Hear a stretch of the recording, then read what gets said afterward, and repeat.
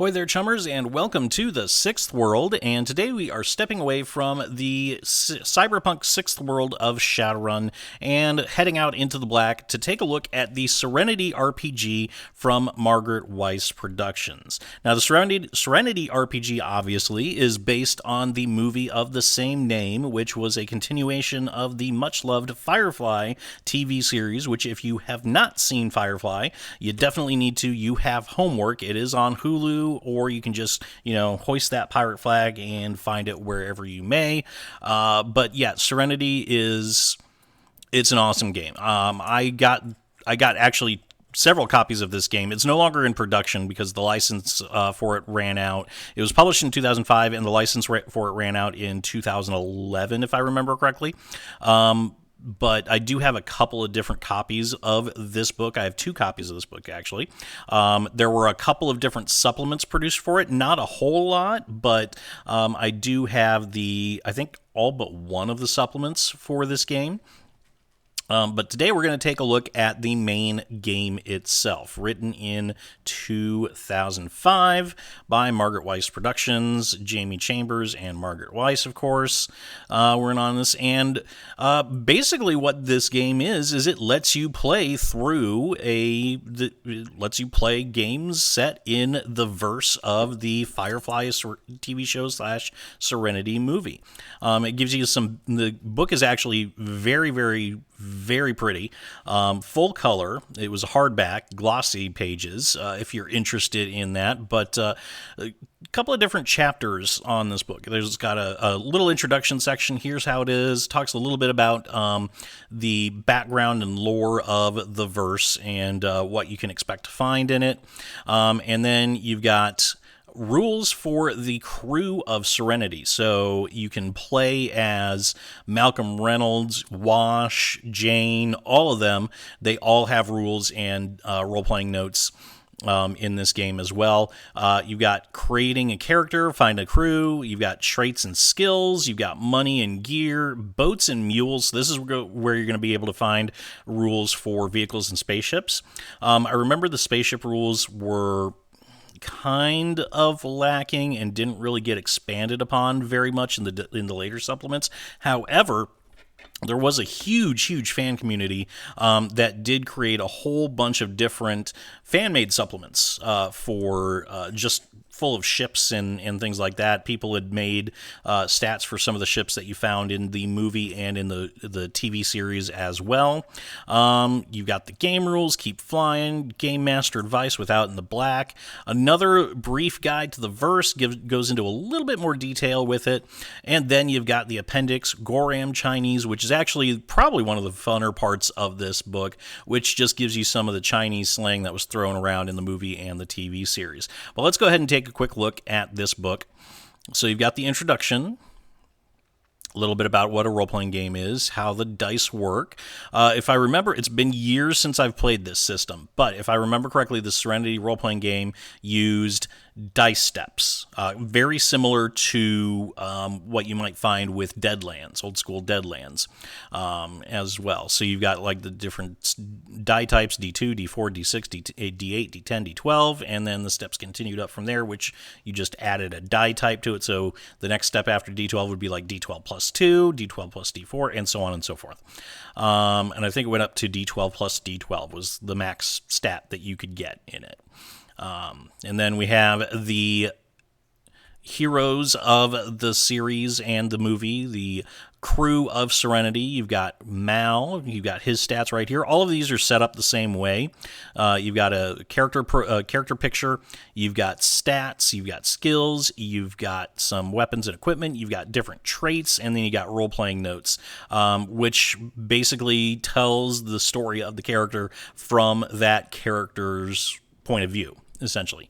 You got Zoe, of course, you got Wash, you got Jane, you got Kaylee, Inara, River, Book, and all of those, Simon, all of them. They're all here. If you want to play the crew from Serenity, you can definitely do that. However, if you want to make your own crew members, you definitely can do that as well. There's plenty of rules in there. The rules were actually pretty simple once you got down to it. See, there's the different die steps that you use for attributes. So D12 plus D4 was the highest attribute that you could start out with, but I think it went up to D12 plus D12 was the actual maximum that you could have. And this system, once you started playing it, it worked out.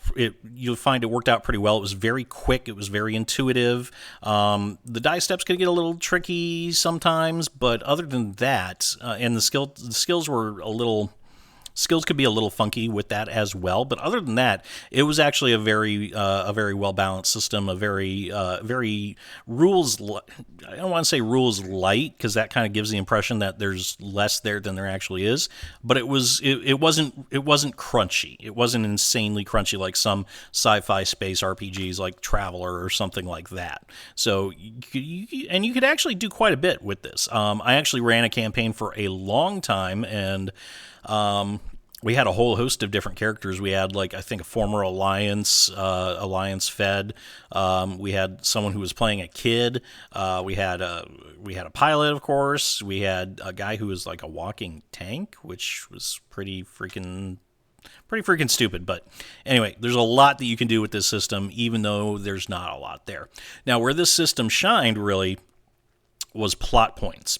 So plot points allowed you to essentially influence the story, and these were something that were designed to be given out like candy. Basically, they were designed to be given out and spent, and you could do different things with them. You could add bonus dice dependent to a roll depending on how many plot points you spent, and so on and so forth. You got plot points through role playing, so it was encouraged to do that. I absolutely loved the plot point system. I thought it was really, really cool, and I may have gotten a little too into it because what I did is I found some files of Alliance money, Alliance cash that somebody had made, and I printed them out in different denominations, kind of roughed them up a little bit to make them look like actual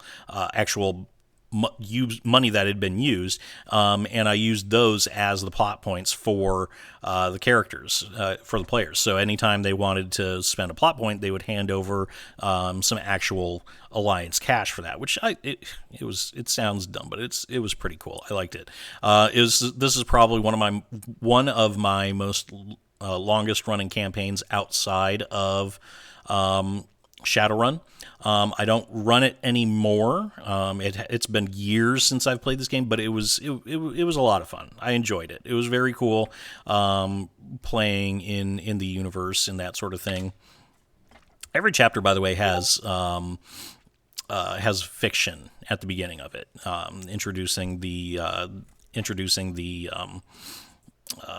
section, and it's got different quick little stories, some stuff that you would find in any role-playing book. So these are the different traits that you can have, both positive and negative. They came in two flavors, minor and major. Major cost more than minor, obviously. Minor you would have like a minor advantage or a minor disadvantage. Major is something that could basically affect the story or was something that was really detrimental to your character, that sort of thing. Now, like I said, this book is really cool. I can't find it on DriveThruRPG. I don't think it's there anymore, but you can find the core rulebook on eBay for not a whole lot. I think I managed to find some copies for like $18 or something like that. So not too bad for a book like this.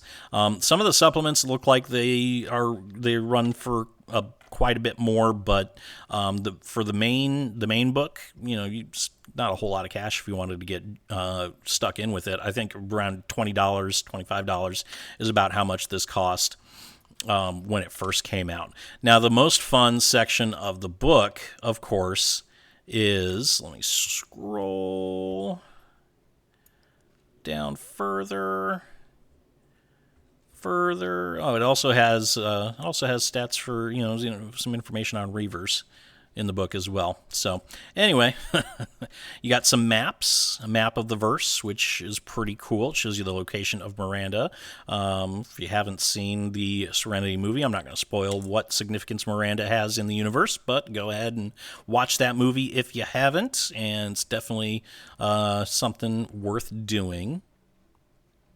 Okay, so here you got Gorham Chinese, which talks a little bit about the how English and Chinese have kind of merged into, not necessarily into one language, but a lot of Chinese slang has found its way into the English language, because the original story was the area that would become the verse was originally settled by colonists sent from China and America.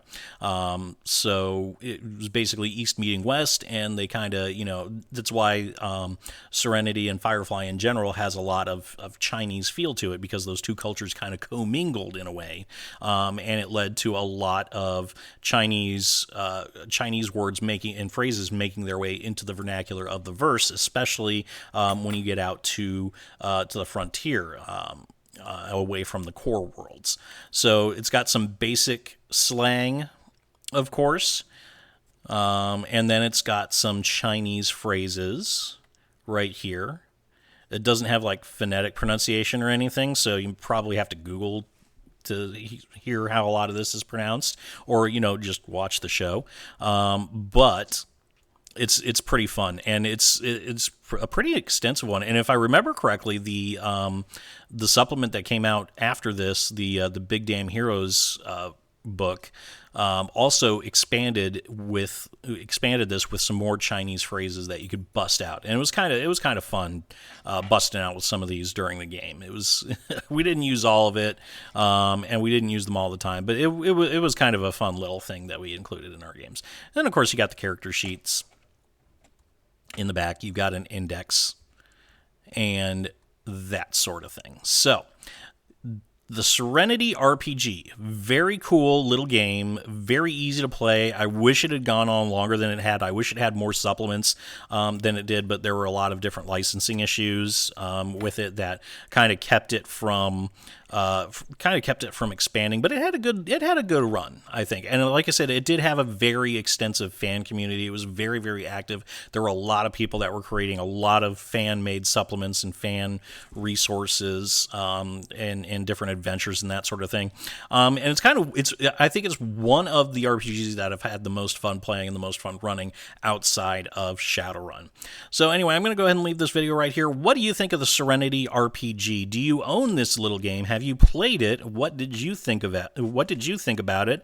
Or are you interested in playing in playing this and or maybe looking to see how you can get into it? Remember, it's not on DriveThruRPG, at least not that I could find, but it is on eBay. You can pick up copies of the core book for not a whole lot of money. So if you want to get involved in the Serenity RPG, run something a little bit different, that's probably a good place to look. Anyway, like and subscribe, of course, if you liked what you heard, and share the video. That always helps the channel, and we are growing rapidly, as anybody who's been here a while can see. We're up to almost 1,850 subscribers. So yeah, that's really cool. Maybe I'll do a little something special when we hit 2,000. So if you want to support the channel more directly, you can also check out our Patreon and membership links below. DriveThruRPG affiliate link is in the description of the video as well. And I will see you all next time. And that's the chip truth, chummers. Let me know what you think in the comment section, and don't forget to hit that like button and subscribe to my channel for more Shadowrun content. Hit that notification bell so you will always know when I upload a brand new Shadowrun video, and until next time, remember to shoot straight and never, ever deal with a dragon.